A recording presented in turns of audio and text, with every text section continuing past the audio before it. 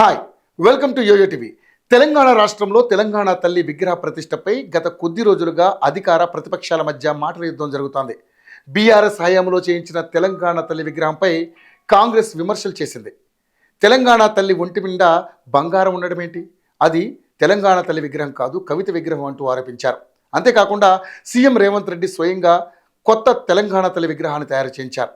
సచివాలయం ఆవరణలో తెలంగాణ తల్లి విగ్రహం ఏర్పాటు చేసేందుకు పూర్తి స్థాయి ప్రణాళికలు సిద్ధం చేశారు. ఈ నెల 9న సీఎం రేవంత్ రెడ్డి తెలంగాణ తల్లి విగ్రహాన్ని ఆవిష్కరించనున్నారు. రాష్ట్రంలోని సగటు మహిళలను దృష్టిలో ఉంచుకొని తెలంగాణ తల్లిని తీర్చిదిద్దినట్లుగా ప్రభుత్వ వర్గాలు తెలిపాయి. అయితే తెలంగాణ తల్లి భావన పూర్వం నుంచి ఉన్నదే అయినా దీన్ని ఉద్యమ ప్రతీకగా నాయకులు ముందుకు తీసుకొస్తున్నారు. రాష్ట్రానికి చెందిన ప్రముఖ రచయిత బిఎస్ రాములు మొదటిసారి తెలంగాణ తల్లికి ఒక రూపాన్నిచ్చే ప్రయత్నం చేశారు. కొన్ని రోజుల తర్వాత కంప్యూటర్పై తెలంగాణ తల్లి విగ్రహానికి రూపమిచ్చిన వ్యక్తి బీవీఆర్ చారి. సాధారణ స్త్రీ మాదిరిగా కొంగు నడుముకు చుట్టుకొని ఉన్న తెలంగాణ రూపాన్ని ఆయన చిత్రించారు. ఈ రూపంలో దేవులపల్లి అజయ్ సారథ్యంలో వెలువడుతున్న ప్రజాతంత్ర అనే తెలంగాణ వారపత్రిక కవర్ పేజీపై మొదటిసారిగా ప్రచురించారు. అనంతరం గత ప్రభుత్వంలో తెలంగాణ తల్లికి మార్పులు చేస్తూ తెలంగాణలోని ఉమ్మడి 10 జిల్లాలకు చెందిన ప్రత్యేకతలను తెలంగాణ తల్లి రూపకల్పనలో జోడించారు. తెలంగాణ సంస్కృతికి చిహ్నంగా బతుకమ్మ, గద్వాల, పోచంపల్లి చీర, కరీంనగర్ వెండిమట్టెలు, కోహినూరు వజ్రం, జాకపు వజ్రం, పాలమూరు, మెదక్, ఆదిలాబాద్ మెట్టు, పంటలకు చిహ్నంగా జొన్న కంకెలు, నిజామాబాద్, వరంగల్ జిల్లాల సంస్కృతికి చిహ్నంగా బంగారు నగలు, భరతమాత ముద్దుబిడ్డగా అందమైన కిరీటం, వడ్డాణం, జరి అంచుచీర, నిండైన కేశ సంపద, ఇలా ఎన్నో చారిత్రక సాంస్కృతిక విశేషాలున్నాయి.